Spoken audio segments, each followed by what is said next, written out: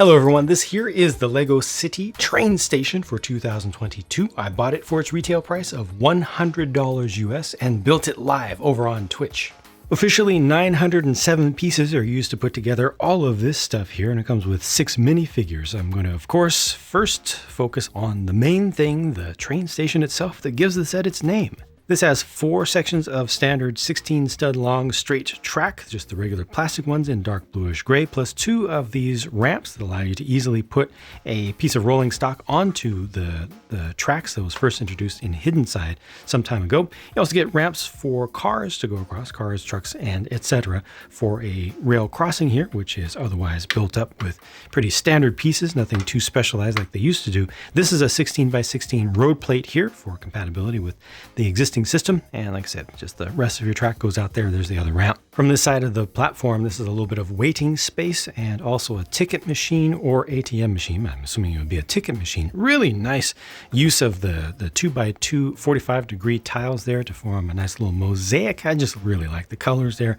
It's very bright and springy and artful, and also kind of bringing things down to earth a little bit with the earthy tones behind here, and also bringing in a little bit of somewhat natural texture with the medium nougat colored 1x4 texture bricks or masonry bricks. Also nice to see the use of a leaf piece, couple of leaf pieces on here with a couple different colors as well of regular foliage just brightening up this trio here, which obviously can be brought out off to the side. We've got the dark azure colored small bird here and a small bike rack area. These don't work that great, but it's fine. You know, it's obvious what it's intended to be. There's a cafe there. We'll look at the interior of that.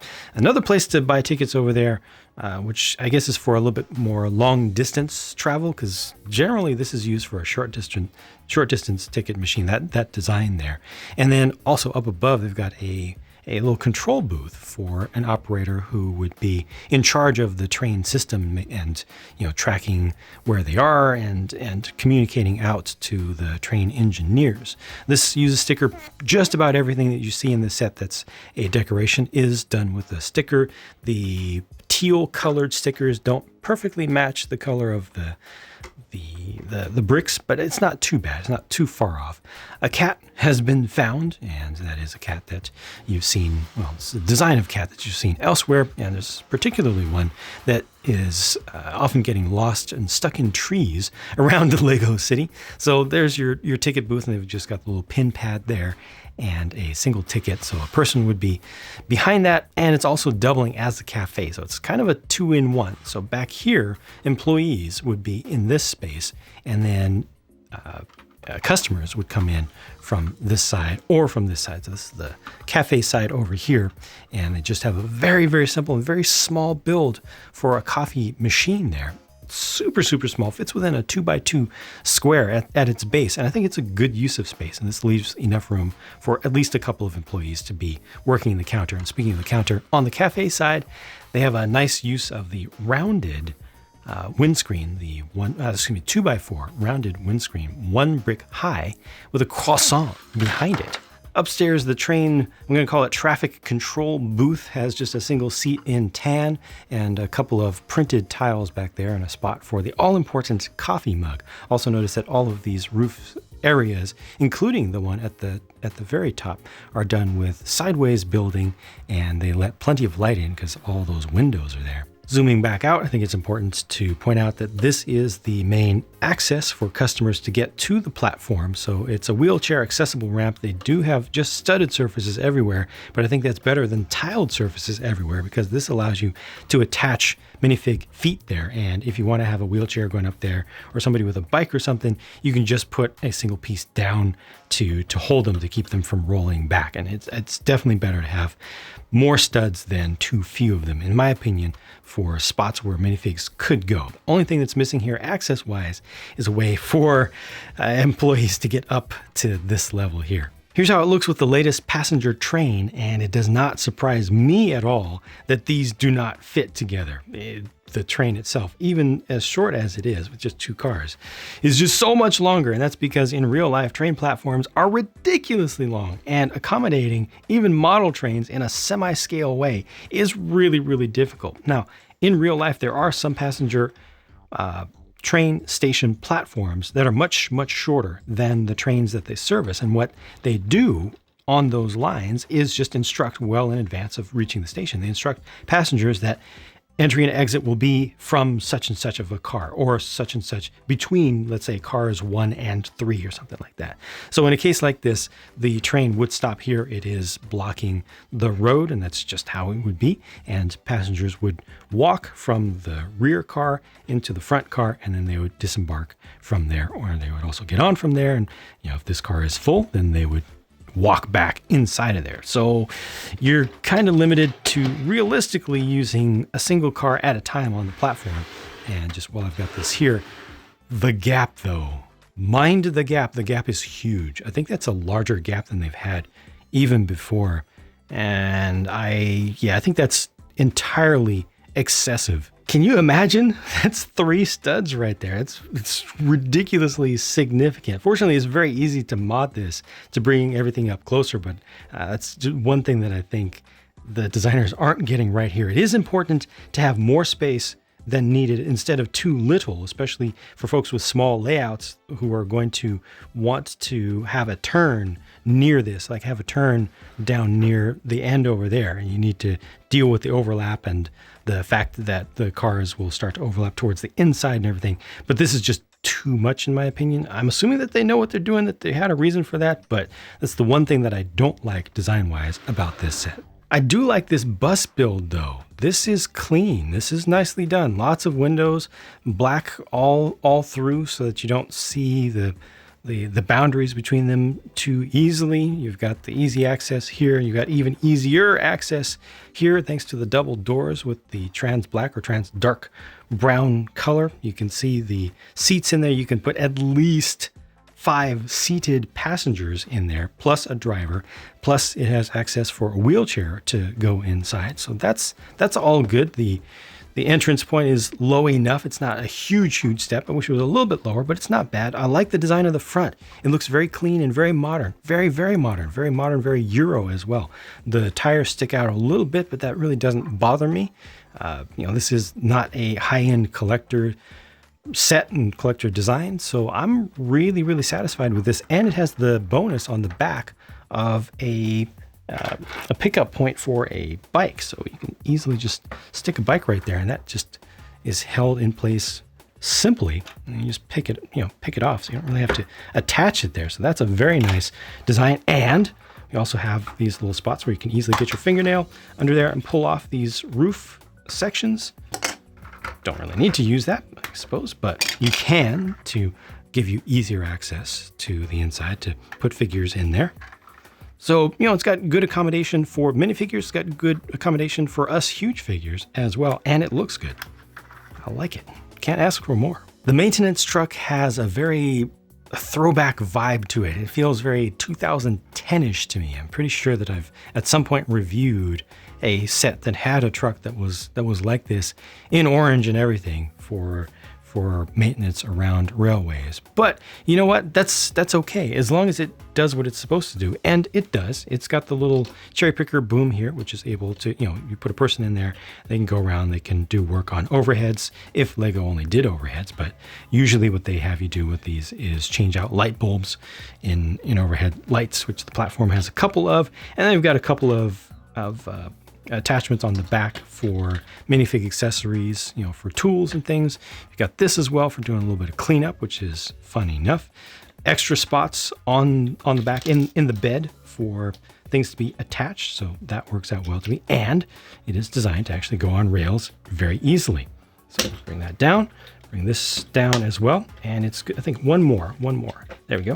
And it's good to go, and it will actually run on the rails. And then you also have this as well. This does not look good to me. The trailer itself, it has the portaloo on it, but there's good utility here. I like the top. I like the top of the porta potty itself. Outhouse, portable outhouse. It's very unfortunate that it's over full. You got the button in the back, which is a Baraki eye in opaque green. I don't think I've seen that before. And a suggestion of an empty toilet paper roll on the side, or it could be just that recycled fiber toilet paper, but like this looks good enough as it is. I don't like the outside surface of this, but I can get past that. But you can put other things on here and use it to pull things along and potentially chain it up with other things as well. But I don't think anything else is using this system right now. It's a really strange use of a connecting rod from a Technic engine for the coupler, but it does work. At first, when I saw this piece left over, I thought it was going to be a plunger for the toilet, but no, it's used as a coupler. Okay. Inside the cab, there's just a steering wheel, that's it, and the seating position is centered. I briefly showed this with the bus, but the set comes with a yellow bike. Yeah, yellow, nice. Here are some of the employee minifigures. I believe this is the bus driver, and then here's your train controller who would be up in the booth, and this guy who looks like a distant cousin of mine with bleached blonde hair would be operating the cafe. It's interesting that they came up with a new set of prints for that rather than using the barista one that they've used for quite some time.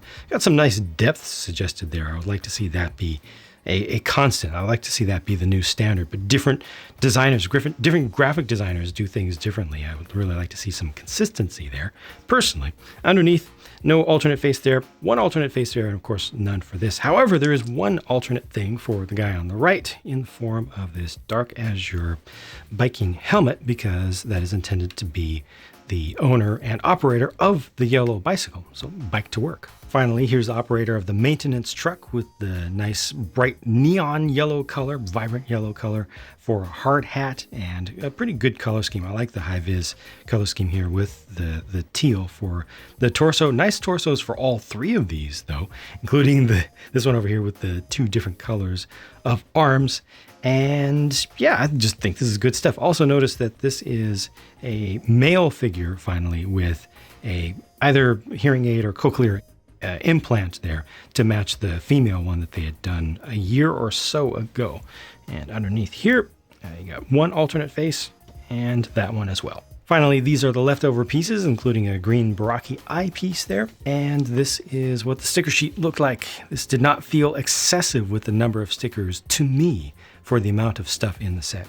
Talking about value, again, I paid $100 US for this, but its base price in the Eurozone is 80 euros and it's 70 pounds UK. So the US is getting things a little bit more expensive in this particular case here. That said, I definitely feel less repulsed by the $100 price tag, even as expensive as it is. Now that I've actually built the thing and I have it here in front of me, it's definitely more massive than I thought. When I first reacted to the pictures of this thing when they were first unveiled, I thought it was significantly smaller. It almost feels like I'm getting twice the overall expanse of stuff here compared to what I thought, at least 1.5 times. That said though, for $100, I don't feel terrible, but I would like to see more stuff here. I don't necessarily need the price to be lower. I just want more stuff in it. I think that $100 price point is fine for this type of thing. I'd like to see maybe a taxi, maybe like a taxi and one other vehicle, one other small regular vehicle, and another figure or two is about where I'm at with it. So I think that in the Eurozone, this is just about, by today's standards, just about in the right place. If you can get it at a discount, great, but it's not atrociously overpriced, that's for sure.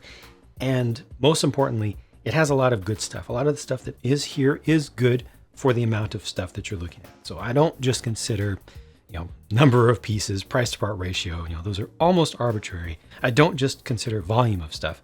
I also consider what can you do with that stuff that you get. And this bus is very good. One of the better buses that they've ever done.